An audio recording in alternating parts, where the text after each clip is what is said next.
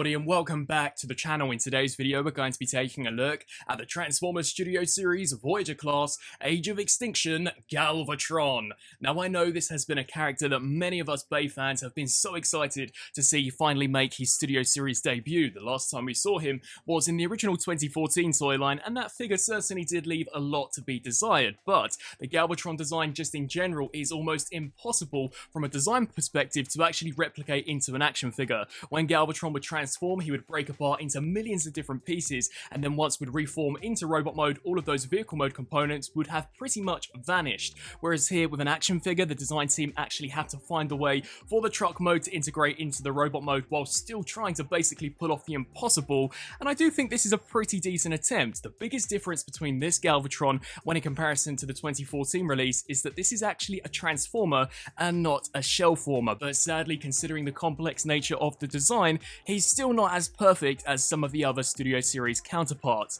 Now, as we take a closer look here at the details, as far as the head sculpt is concerned, I think they've absolutely knocked it out of the park. This is an amazing recreation of Galvatron. You can see the paintwork is sublime, very impressive, a lot better when in comparison to that original figure. We've got some really nice electric blue highlights, gunmetal for the mouthpiece, and of course a wicked silver here for the helmet, and the sculpt work is just so sharp and is on point. Now, as we take a look here at the chest region, this also is loaded with that lovely mechanical detail that you would expect from the Bay designs. We've got some of the headlights, which I believe are supposed to carry over from the Freightliner Argosy, as well as this huge circular hole, which I believe was supposed to be a reactor in the film, and this is where Galvatron, of course, has no soul, and I think this also has been painted and sculpted pretty nicely, and there is actually quite a bit of depth in there, meaning that you can stick a few different swords and weapons. You can see here loads of pistons and hydraulics. However, I do find this to be slightly too square when in comparison to the original version, and as we take a look at it in here from a side perspective, I do find it to just be ever so slightly too flat. Had they found a way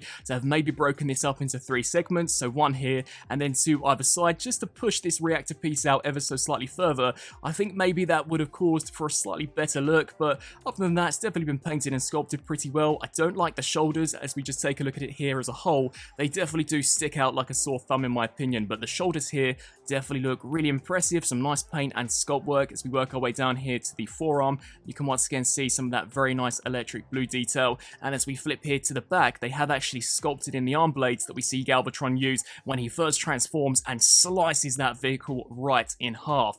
Now, due to the hollow nature of the arm, I will say that I do find these arm blades to just kind of blend in with the waffling. I don't think they stick out nowhere near as much as they should, and had they been maybe a little bit bigger or an additional accessory, I think the finished outcome would have looked slightly better. And definitely from a side perspective, to me at least, they are just way too thin and a little too spindly. Here for the hips and the midsection, I think this too has been painted and sculpted really well. You can see loaded with mechanical detail, various different wires and pistons, definitely looks awesome. And then as we just work our way down here to the kneecaps, lovely metallic silver.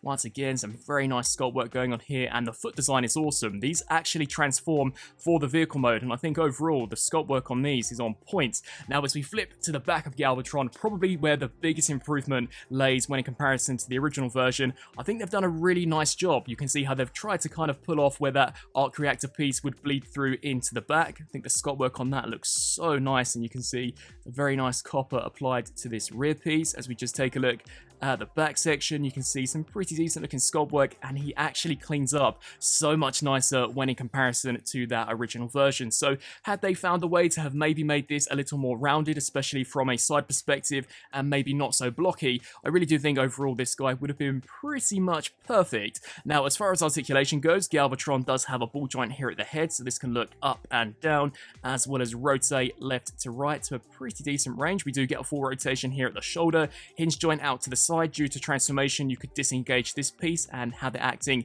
as a butterfly joint. We do get a full rotation here at the bicep, double joint at the elbow due to transformation. Sadly, no form of wrist rotation. However, unlike the original version, we do see a completely unhindered waist rotation, which isn't even needed for transformation. And if you wanted to, you could actually disengage this section and have this acting as an ab crunch. The hips here can kick forward to that far, which is to an amazing range, as well as back to that far. He can also do the splits, rotation at the thigh, slightly past 90 here at the knee, and finally, as far as the ankles are concerned, these can pivot left to right. So overall, as far as robot mode is concerned, certainly a really decent attempt to recreate what is undeniably one of the most complex Bay designs, but sadly, due to that complex nature, I still don't think that this guy is as much of an upgrade when in comparison to, say, the likes of a Studio Series Shockwave, Revenge of the Fallen Megatron, etc. Now, as far as accessories goes, Galvatron does include two, the first of which is this missile cluster. I believe we see him use this when he's trying to take down Optimus Prime when he's first operated by KSI, and overall pretty decently sculpted, completely cast out of black plastic.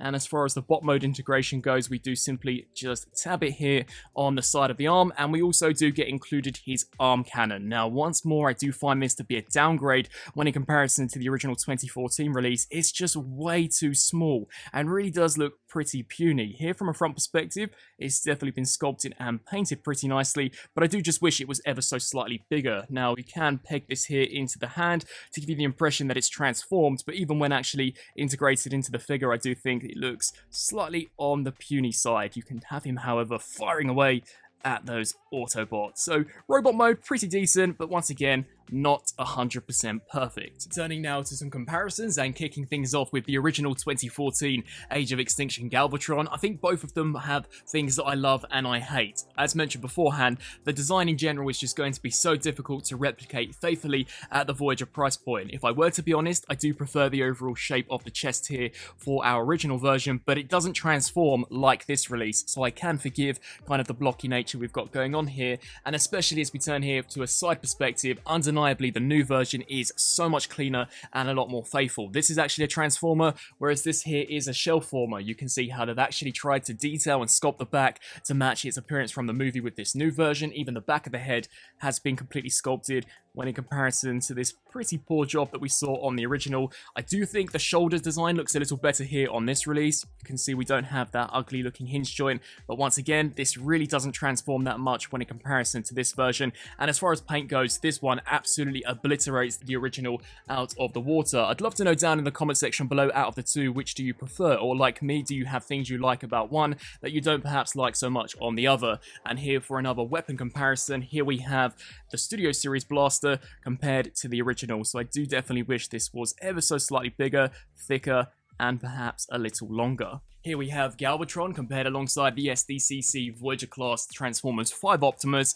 and despite them looking pretty decent when paired next to one another, this guy's just ever so slightly too big, so we're definitely in need of an updated version of him. As I just show you how they're stacking up from a side-by-side perspective, Galvatron is sadly a little too small to be paired with this Prime, but you can take Optimus's sword and actually stick this here through that reactor piece. You can see it will actually go through quite a big bit, so you can definitely recreate that scene where Optimus is telling Galvatron, "You have no soul, that is why I have no fear." Here we have Galvatron compared alongside the Dark of the Moon Studio Series Optimus, and as far as this scale goes, I think this is pretty much perfect to what we should see from a night version of Prime if Hasbro ever do decide to release him for the SS line. This guy is ever so slightly bigger when in comparison to Optimus as he was in the movie. Here we have the Age of Extinction Studio Series Stinger, KSI Boss, Lockdown, Movie 2007 Megatron, Revenge of the Fallen Megatron, and finally Transformers Dark of the Moon Megatron.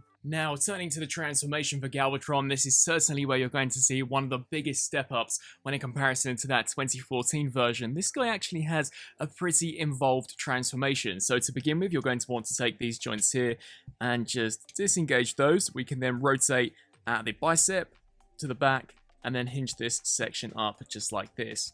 Rinse and repeat for this side. So rotate this section up. We can then take this chest piece, push this section down, and then as we spin our attention to the back, detach this piece, fold these sections here out, and then lift this up. Now I would then recommend to hinge this up also, and what will happen here is that the arms will come in, the head has to duck down first, and these shoulder pauldrons will actually slide into that hollow cavity. So just make sure that they are hinged up at a slight angle so that we can bring all of that together, and then you'll just want to rotate the arms in so that you're left with something along the lines of this. That will then allow us to snap this section into place, and then these pieces will come up and over the top and will also peg into there.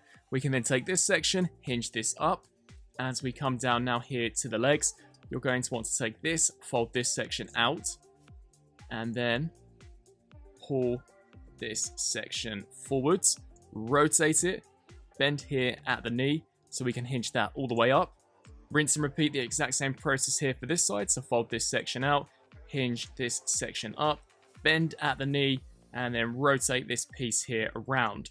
Now, whilst we've got the legs looking something along the lines of this, you can take the feet, hinge those there to the back, and flip out the rear wheels.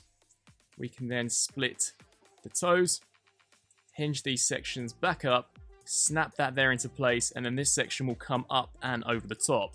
Rinse and repeat the same process here for this side. So hinge this up, snap that there into place, hinge this to the back, and then fold that up. Now this is where things definitely can become a little complicated. So you're going to want to disengage this section here from the main torso, hinge this up, bend the knees down, and here we have two tiny little catches, one here and then one here for this side, that will basically lock onto the underside of this. Once you have that connection secure, things should be pretty easy. So just make sure that the knee is bending at the same time as this section. So click that in there, then we can hinge this back up, rinse and repeat the same process for this side. So slide that section there into place until it locks in. Come here to the rear of the truck, snap the toes in, hinge this up, and then this panel will slide into there. Same can also be said for this side, so just snap that in, squish all of these panels here together. Do the same for this side, making sure that everything is clicked in. We can then flip here to the underside, fold out the wheels on both sides, and now this section, you'll want to take the bumper, straighten this out, and then these two tiny slots will actually latch over the top here of these tabs. So just lock those there into place, fold out the gas cans here along the side, take this piece, fold this down, and there we have the Transformers Studio Series Voyager class Age of Extinction Galvatron fully transformed up into his pretty nicely done Freightliner Argosy. Now, much like the robot mode, there's always going to be a compromise, and despite this guy for the most part being a pretty big improvement when in comparison to the original version, I do think that the vehicle mode has suffered, unlike traditional Transformers where you would basically have to hide all of the robot mode in the truck mode. This guy goes in reverse, so the design team had to hide all of the truck mode in the robot mode, meaning that there has been some compromises made, and that would be here to the back of the trailer bed. Now, if you're a long-time viewer of the channel, you guys will know that I would much rather the vehicle mode be sacrificed when in comparison to the robot mode, so I really can't complain that much. Does this look the best? Absolutely not, but will this be the mode that many of us display Galvatron in? I really don't think so, and taking into account just how complicated that design is, I think overall they've done a pretty decent job in giving us two faithful alt modes. Now, as we take a look here at the front section of the truck, this actually looks pretty nicely done. We've got a nice glossy black here for this front grille, some silver highlighting to the side, as well as those electric blue highlights, which we saw quite a lot of through Galvatron in the movie. You can see we've got some nice blue here at the top. As we take a look from a side perspective, a lot more broken up when in comparison to that original version, but that's because this is not a shell. These pieces actually end up in both the torso and the legs. So overall, I don't think it looks too bad, and you can see we've got this additional section just to try and fill out some of the hollowness. Now, as we actually take a look at the weapon implementation, if we spin Galvatron here to the underside, you'll notice that we do have a tiny little slot there right at the back. This is where you'll want to take his cannon, which does have the tab, and you'll want to just basically shoot this section in until it does lock into place, and that is how the cannon will store here for the vehicle mode. And as far as the missile cluster is concerned, this can attach onto either side, so you can peg it into this side or this side depending on your preference. To go with movie accuracy, I'm going to attach it here, and you can see that does recreate the scene where Galvatron is firing away at Optimus Prime, which I thought overall was definitely a really nice inclusion. And the rear wheels are pinned, whereas the front one is on a mushroom peg. However, Galvatron can still glide super freely along the ground. So overall, a pretty decent looking truck mode. Now, as we turn here to some size comparisons, here we have the Studio Series Galvatron compared alongside the Deluxe Stinger, and from a real life perspective, I really don't think these guys match up with one another. This truck should be a lot bigger when in comparison to Stinger, and I did wonder as to whether or not you could attach this custom missile here onto the side of this guy, considering he also deploys one of these in the movie, but sadly these mushroom peg cutouts are just way too big, and he really isn't able to hold these at all. But I guess in terms of robot mode, they look pretty nice with one another, but I do think are quite out of scale here in vehicle mode. Here is the Studio Series Deluxe Class Lockdown, Transformers 5 Voyager Optimus, and I think here in vehicle mode, Galvatron is just way too small to be paired alongside this version of Optimus, so we definitely do need a Studio Series version of the Night Prime sooner rather than later, I hope. Here we have Galvatron compared alongside the Transformers Dark of the Moon Optimus Prime, and despite him not really being that much in scale with some of the sports cars, I really do think he doesn't look too bad being paired alongside this Optimus, so it really does just go to show how much mass shifting there was between certain Autobots and Decepticons in that film. But as we just take a look at them here from a side perspective, Prime is ever so slightly longer than Galvatron, but as far as kind of the height is concerned, I think this is pretty accurate to how a real life representation would shape up. And finally, here we have the original 2014 Galvatron, and without a shadow of a doubt, here in truck mode, this original version wins hands down. I just think it's a little bigger, a little bulkier, and as far as the overall look is concerned, it's a lot more clean. But then you have to factor in mind that this actually does transform, whereas this is basically just kind of IKEA flat packed onto the back of Galvatron. As we take a look at them both here from a side perspective, overall I really don't think, considering how much engineering has been packed into this, the cab looks that bad, but undeniably the trailer bed is a lot uglier when in comparison here to the previous release, which actually did have a trailer hitch sculpted. So overall I do think that it's definitely gonna come down to personal preference as to which version of Galvatron you guys are going to want to display in the collection. And so, some final thoughts for the Transformers Studio Series Voyager class Galvatron. Overall, the figure is not perfect by any stretch of the imagination, but as I've mentioned many times throughout this review, the designs in themselves are so hard to actually replicate. They don't have practical designs. When Galvatron transforms in the movie, that robot mode has barely any vehicle mode components. I actually don't believe it has anything other than the front headlights embedded within the chest. So from an actual design perspective, where the action figure is concerned, it is a really difficult task because these Transformers actually have to transform, and that vehicle mode, unlike the CGI, cannot just disappear and vanish. I think this version is definitely a pretty decent attempt. As far as an actual Transformer, I think it's leaps and bounds better when in comparison to the Age of Extinction 2014 version, but considering it does break apart into so many pieces, it's nowhere near as clean looking as that original version, at least from a front-on perspective. As you turn to the side, I think undeniably the new Studio Series version is the better. The backpack is so much more compressed on this release. I do think that the actual vehicle mode management for that robot mode is pretty impressive. They have done a good job, but I don't like the blocky nature of the chest, and I do wish that the arms were perhaps ever so slightly bigger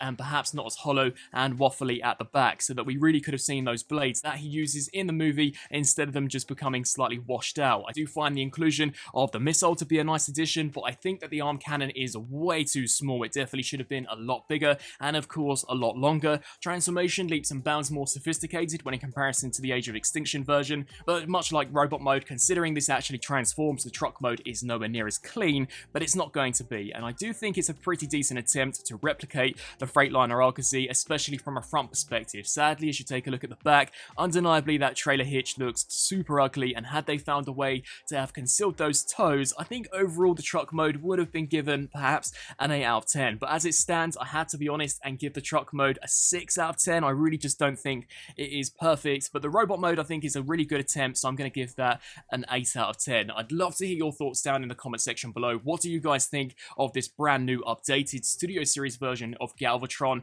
Do you think there's anything the design team could have improved upon, or do you think that this is probably as good as it gets for a Voyager mass release product? As always, I thank you guys all so much for watching, and until my next review, I'll see you then. Thanks for watching.